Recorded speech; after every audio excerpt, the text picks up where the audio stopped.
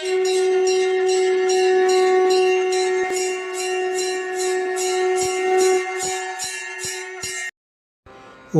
ஸ்ரீ குருப்யோ நமஹ. ஓம் கம் கணபதையே நமஹ. நம்ம ஸ்ரீநிகேதன் வலைதளம் வாயிலாக முருகப்பெருமானுடைய சஹஸ்ரநாமத்திலிருந்து தினம் ஒரு நாமாவளி சிந்திச்சுட்டு இன்றைய தினம் 735வது நாமாவளியாக ஓம் ரஞ்சிதாய நமஹ.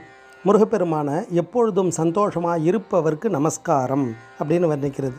இந்த நாமாவளி ஏற்கனவே முருகனை இதே நாமத்தால் வர்ணிச்சிருக்கு.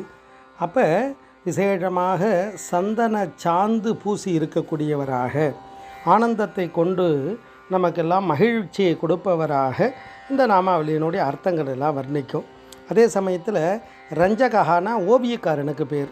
அதாவது வண்ணம், அதாவது ரஞ்சனம் அப்படின்னா வர்ணம் தீட்டுதல், வர்ணம் சந்தோஷம் அடைதல், மகிழ்வித்தல் அப்படின்னா அர்த்தம் வரும். ஒரு வண்ணமே மனிதனுடைய சிந்தனை மாற்றக்கூடிய ஆற்றல் உண்டு. ஒரு வண்ணத்தை பார்க்கும்பொழுது நமக்கு ஒரு சிந்தனையானது தானாக நம்மளுடைய குணங்களை எல்லாம் மாற்றும்.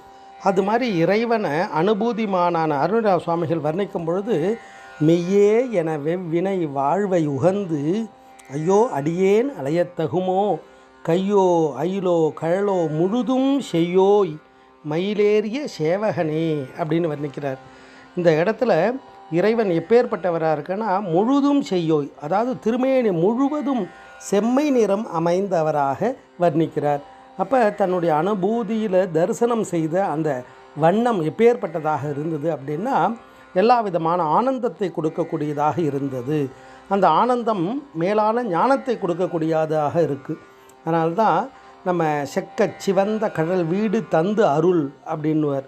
அப்போ செக்கச் சிவந்த கழல் வீடு அப்படின்னா சுவாமியினுடைய திருவடி. அதே சமயத்தில் அது மோட்சம் கந்தர் அலங்காரத்தில் வர்ணிப்பார். திருமுருகாற்றுப்படையில் வர்ணிக்கும்பொழுது செய்யன் சிவந்த ஆடையன் அப்படின்னு திருமுருகாற்றுப்படையில் வர்ணிப்பார். அப்போ இறைவன் எப்பேற்பட்டவராக இருக்கார் அப்படின்னா அந்த வண்ணம், அந்த வண்ணத்தின் மூலமாக உயிர்களுக்கு ஆற்றலை கொடுக்கக்கூடியவர்.